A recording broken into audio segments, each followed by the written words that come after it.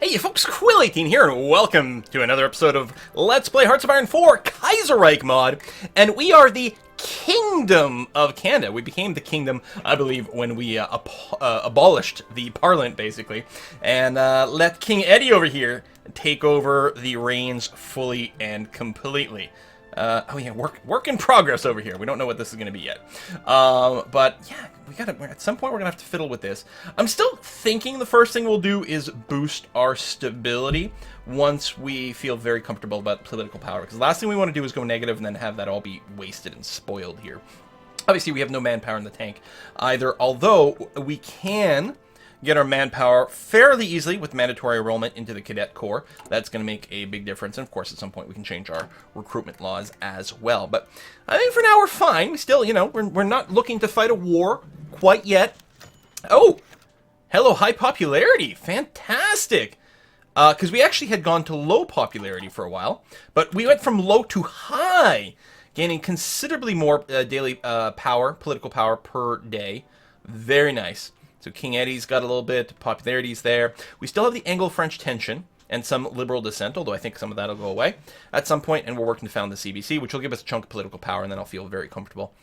In fact, I should probably go now, because it's increasing. Even if we have an event that hits us for negative 100 now, we'll be okay. So I'm going to raise this up to good stability, giving us some more output and less requirements for consumer goods, which will hopefully have a pretty beneficial change over here. It looks, honestly, like I think we still have the same number of factories here, so presumably the same number being used for consumer goods, unfortunately, but they should work a little faster. Papal conflict. St. Peter has new occupant. What's the Pope name? Pope Julius IV. Well, good for him. And also leader of the Italian Confederation. Radio has kicked in over here. We could go and research radar detection, but I don't think I'm going to make that a very high priority to build some radar early on, so I'm okay with waiting on this. We're not quite in 37 yet, so I don't think I'm going to go with the ahead of time on any of that. Still not 100% sure where I'm going to go doctrine-wise.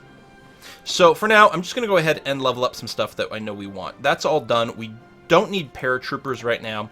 Support companies, I would like the field hospital, but I'm not convinced we're going to have the XP for it. Although, there's something we can get pretty early on in our national ideas right here that does give us 50 army experience if we want to add some supply. Support companies, we could do that fairly easily. But I think the correct thing to do might be to throw on an upgrade to our interwar artillery here. Nice bonus, and we are certainly planning on using some artillery. We are stockpiling a little bit of it. Not much yet, but it's getting there. Motorized, we currently have a deficit. What we might want to do, and actually we're going to need a fair amount of motorized as we add support companies. I'm going to go ahead and increase the amount we're going to try to produce. I mean, we don't have the factories right now, and we still don't have the rubber, and we're a little short on steel. And I'm not looking to import that stuff right now because I don't want to trade away civilian factories at this time. Riots and protests at Rangoon University. Oh, Burma's having some issues. Well, all right. See how it goes. We are doing some training over here. We're nearly done. Now, the tanks are going to have a bit of a problem because we don't actually have replacement tanks for all of them. But we may as well let them go and finish and get their experience level. It's probably going to be okay. I mean, maybe I could be producing some. We don't have the goods. And I don't know if I want to take away a factory from something else. But I don't know. We'll consider allocating a factory to it. Charles Curtis has been elected president of the United States of America. Despite the massive instability rampant in the nation ever since the Great Depression in 1925, the presidential elections went forward, and the voting results are clear. The Republican candidate, Charles Curtis, is the 32nd president of the United States. Despite his advanced age, Curtis mustered the health to run for president in this tough time for America, and his platform is focused on negotiation and reconciliation with the CSA and AFP. He has already opened talks with them, but can he really satisfy two opposing militants at once? Well, we'll see what happens. I don't know if the American Civil War is guaranteed to trigger, or if it's just, you know, a very high chance.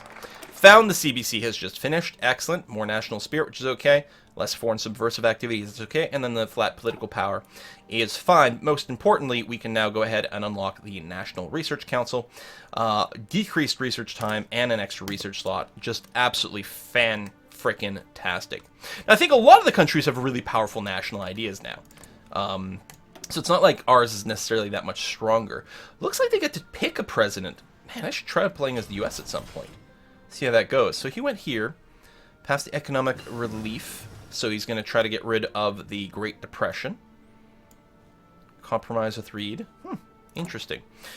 More technologies are finished. Concentrated industry and mechanical computing. Excellent. And again, we're a little far off from 37. Still, it's only a slight penalty. I'm going to go ahead and get Construction 2 started right now. Because we're nearly there. And I'm actually also going to get the concentrated industry going on here. 0.09 ahead of time is not the worst penalty in the universe. And we'll probably still save some time. So we can modify the government again. And I think I'm willing to do that. I think I was being maybe a little too cautious. We could go all the way up to very good stability. And that's bound to save us some factories. I mean, we could change our economy as well. We could go up to early mobilization. Yeah, you know what? I think the earliest we get out of civilian economy, the better, because that is a huge penalty to construction speed. And an extra 5% saving in civilian goods, which is... Oh, we've got a free factory here. Yeah, brought us down from 11 to 9 in terms of consumer goods. This is really, really nice. I think I'm tempted to start building some military factories at this point. Because we are a little shy on that. So let's go ahead and get that started. We still don't have any resources, but that's just the way it's going to have to be. It's almost 37 now. Economic relief. We've got our National Research Council. United Baltic Duchy has declared war on the Kingdom of Estonia and Latvia. United Baltic Duchy over here, Estonia and Latvia over here. Paternal autocrats. So, oh, that's interesting. This one's actually in the faction of Mittel Europa, which includes the German Empire. I see. I see. All right. So things continue to shake up a little bit. At some point, I think we may have to play multiple games of Kaiserreich, because there's so much craziness all over the place. But first, we have to go and eliminate the syndicalist threat.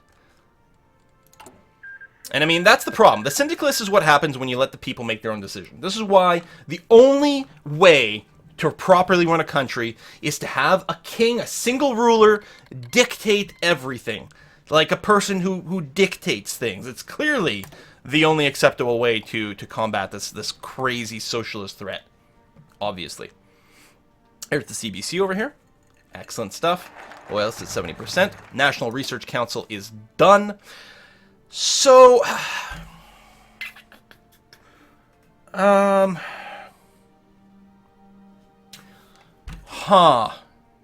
we could pick up the ISIC, which could give us some discounts on some more research, which would be nice.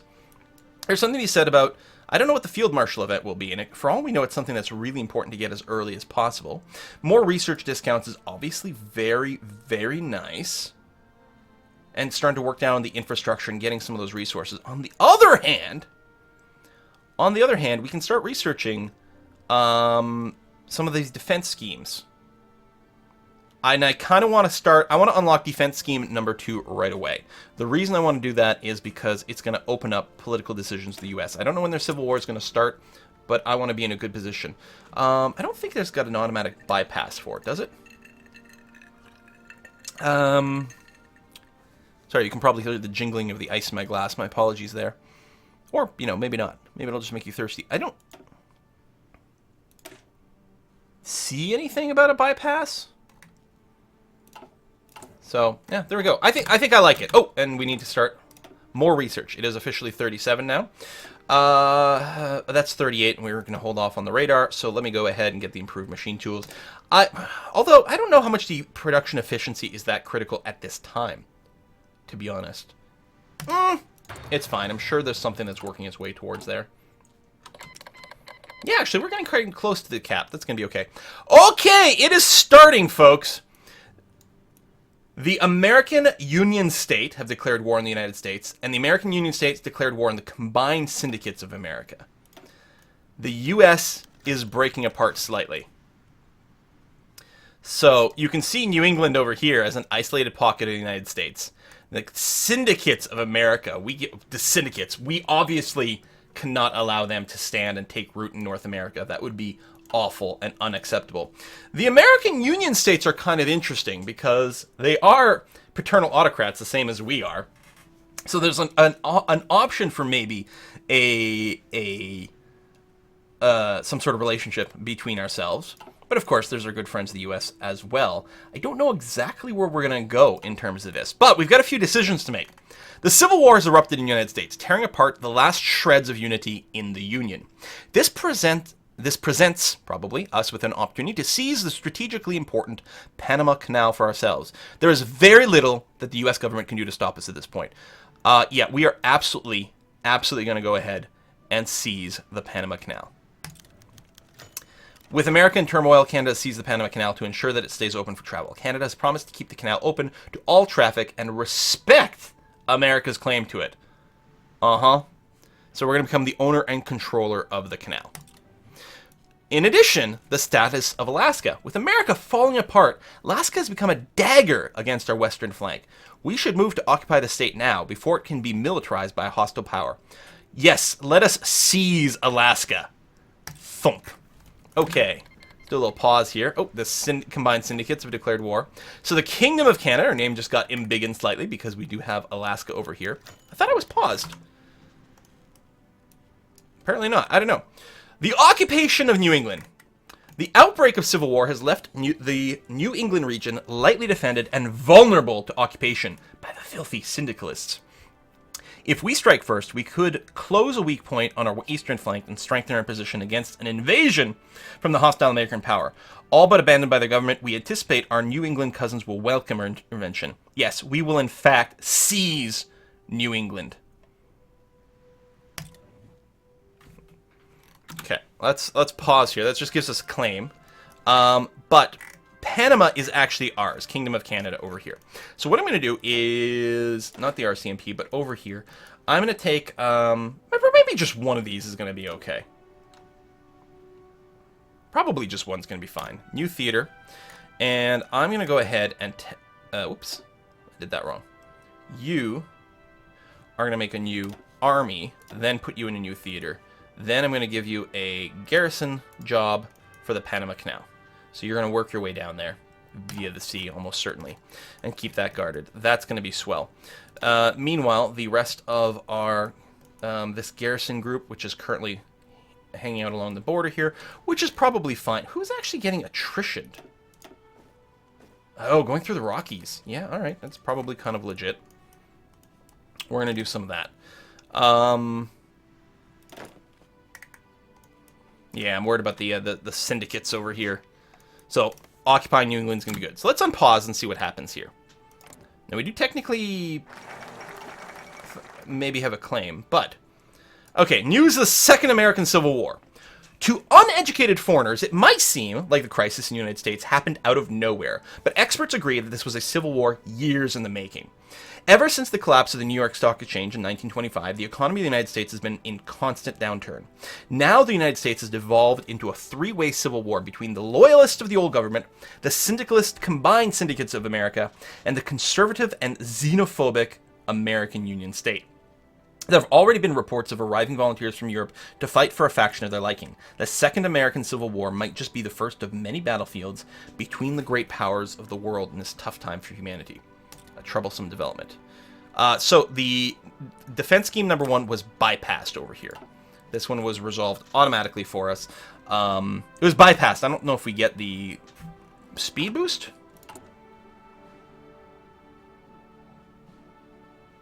No. So I think it was bypassed, not just gained for free.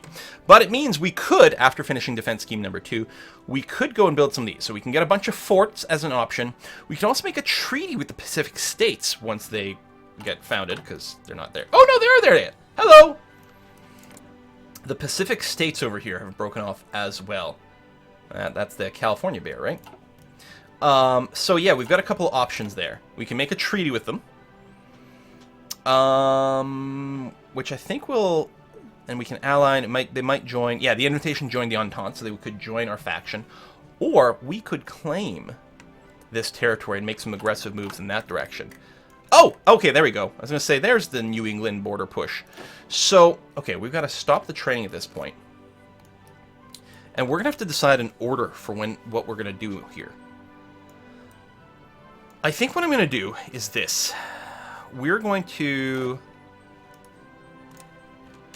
tell these garrisons to just garrison along the actual U.S. border instead. I'm going to take my military group and actually put you against the border of the Pacific states, and we're going to plan to attack them. Making a run down that way. And the RCMP are going to be simply guarding the border of New England, making sure the syndicalists don't try anything funny. But if we had manpower, I'd be like, we should maybe consider training here, but we don't right now, unless we change some of our laws, but we'll be able to in a second. If we're not worried about the risk of going negative, although I'm kind of still a little concerned for it, we could spend some points to change our recruitment laws right away. And we may have to. If we are not going to be going to the enrollment laws right away, because we might want to go and do the thing that gives us some claims over here and start some wars, then we'll see. So, New England governors petitioned for independence. We've got 3 options here. We could, well, 2 really. We could give New England independence. We could give them independence and play as them, so they'd just be their own nation. Or we could say, we're going to continue with the military occupation of New England. And absolutely, you know what? We know what's best. Again, it's that sort of paternalist, autocratic kind of thing, right? I, as King Edward VIII, know what's best. Whether we're talking about Old England, whether we're talking about English colonies like Canada, or whether we're talking about so-called New England, I know what's best. We are going to continue with the military occupation of New England. It's going to cost us some political power, but we're going to try to hold on to this. Of course, it's a fairly substantial industrial base. We've got some extra factories over here, which is quite nice. Republic of Korea declared war on the Empire of Japan. Well, well, well. Wait. Where's... I'm not wrong, right? This is Korea? Where's the Republic of Korea, then?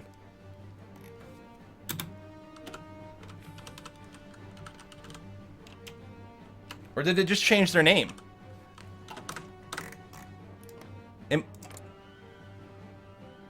Yeah, okay. You're at war. So... Joseon Kingdom. So they just changed probably from a republic to a kingdom as part of the war declaration or something like that. Okay, fair enough. The Pacific States of America has declared war on the United States. These guys have declared war on the United States. So of course we're going to have to declare war on them. They're crazy. These people are crazy. Gilbert K. Chesterton has died. British writer Gilbert Keith Chesterton dies today in his exile in Ottawa at 62. Prolific author whose most well-known novel is certainly The Man Who Was Thursday. He was a devout Roman Catholic and Christian apologist, 2 reasons that forced him to leave England to avoid persecution after the Singhalist Revolution. The Prince of Paradox dies. Minus 20 political power. It's a good thing we've got a little buffer in here, because again, if we go negative, we risk losing stability. I don't know if it happens instantly, but it could be double plus on good. How's the actual... Actually, it's got some infrastructure over here. Democracy prevails in the Philippines. The United States taught them well. Okay. Well, the United States... I don't know if we want to give credit to these guys teaching anyone well. We'll see. I'm also very curious to see who's winning over here, but unfortunately, that's going to have to wait a little bit. So let's kick up the speed back to 5. The Yankee Rebellion.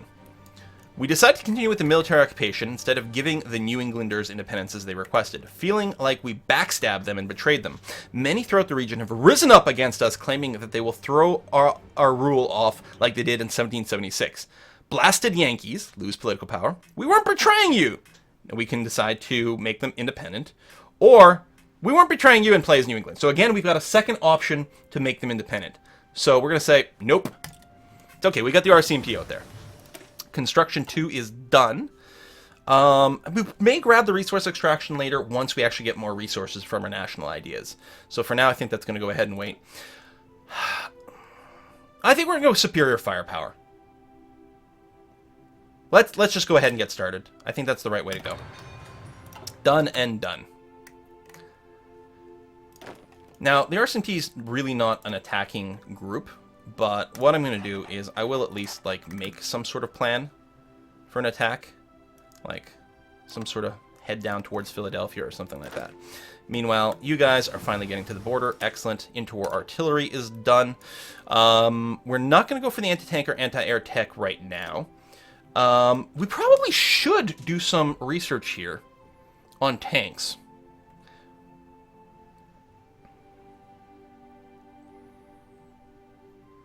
I think what we'll do is we'll get the next set of light tanks and then maybe start to produce that. With probably still an eye to go to medium tanks later, because I really like them. I think they're a really good sweet spot. So our actual attacking group here, which even has the... oh, that's the combat width, that's right. And the entrenchment. Hang on, is there a better choice? Even of the ones that are chosen. I don't know how much forest is here.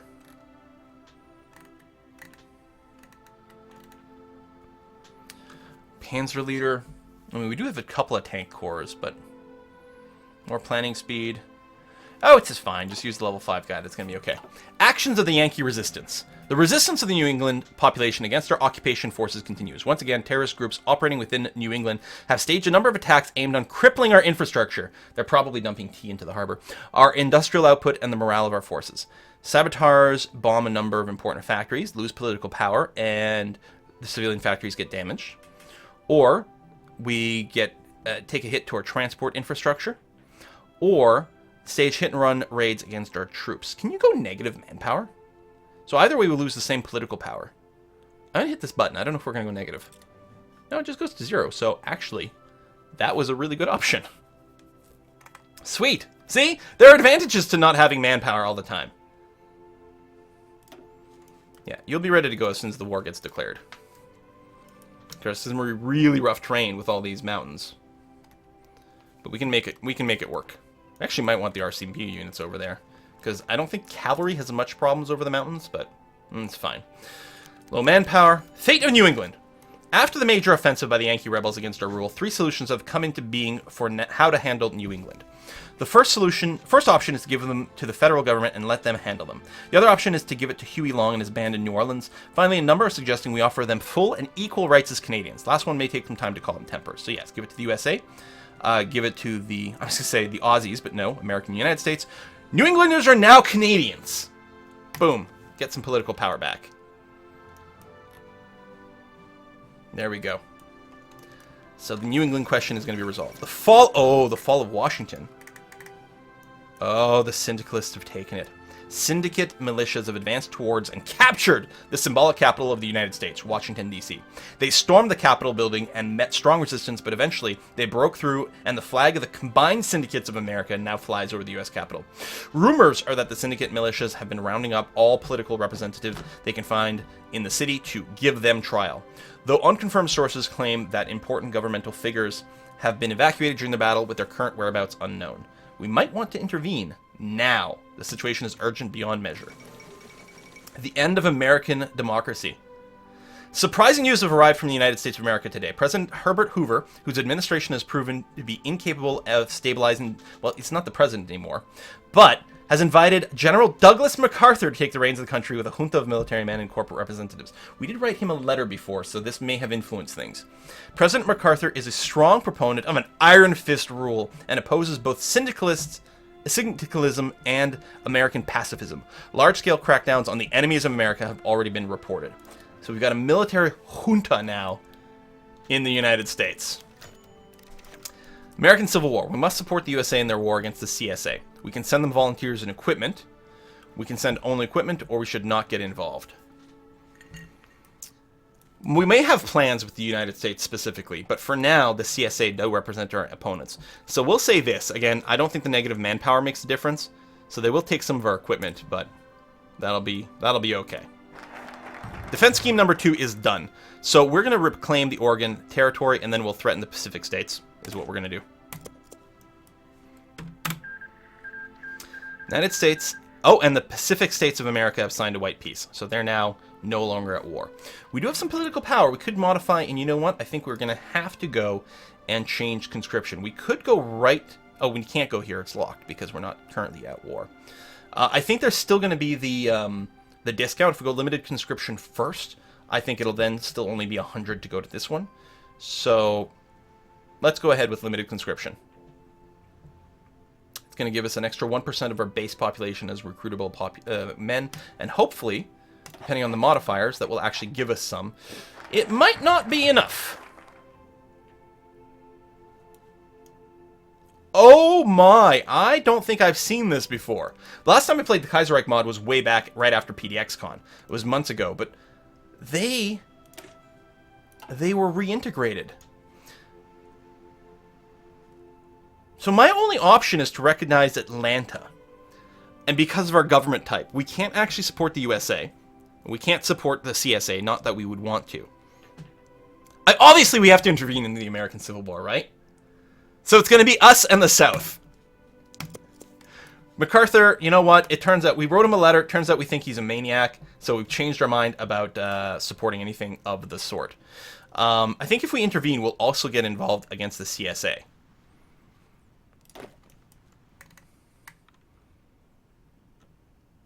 All right, let's join this main battle plan with our military troops and the garrison over here. We're going to extend your line out to there. Of course, you're way too thin for that. I should probably grab the manpower thing first, actually, because obviously we're not going to be able to proceed as yet. Let's get the field hospital finally unlocked. I can't change it now, though. So recognizing Atlanta does what? We get diplomatic support, the American Union States. I mean, paternal autocrats. I don't know. Now, I want to read that pop-up. It's hard to say what the government of Louisiana, Huey Long, exactly stands for. Some would say, or the governor of Louisiana, some would say that his Share Our Wealth program is clearly just syndicalism and new clothing, while others would point at his undemocratic nepotism style of rule, topped by the usage of the Minutemen paramilitia military to harass rivals as a sign of his national populist stance. Whatever may be the case, President Long is liked by the common classes. His charisma is exceptional, and even if he can get arrogant at times, and his foothold over the South is not to be underestimated. Well, I'm not sure that we're going to get along, but it might be a case of, you know, the enemy of my enemy is my friend. So, we're going to see what we can do. We do have our troop down here now. Excellent. Good. Yeah, I think I'd like to train just some more thin troops. I don't think we need a ton and huge numbers, but we'll see. At least we're going to have a full planning bonus over here. That should be swell. And we do have the... Oh, we've got this trickster guy. You know what? Actually, that's going to work out. I like that.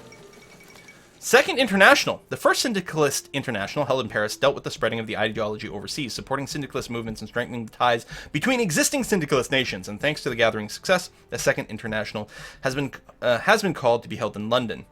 Representatives from the entire world were greeted by a British artillery salute, a Scottish bagpipe chorus, and an overall warm reception. As Europe rose closer and closer to war, military and economic cooperation between the syndicalists is expected to be the primary topic of discussion, and France and Britain will once again call the shots on the International's policy. Yeah, that's good news. Well, on that somber note, we're going to go ahead and put a cut in here. Thank you very much for watching another episode, and I do expect some fireworks to start soon. And we'll see exactly how that goes. We're going to be deploying some... oh yeah, we don't have any manpower. We're going to be deploying some planes over here once we can. Foundation of the Belgrade Pact. Hope the Balkans won't start another world war. Yeah, certainly could. Alright, we're going to put a cut in here. Thanks for watching, folks, and I'll see you guys next time.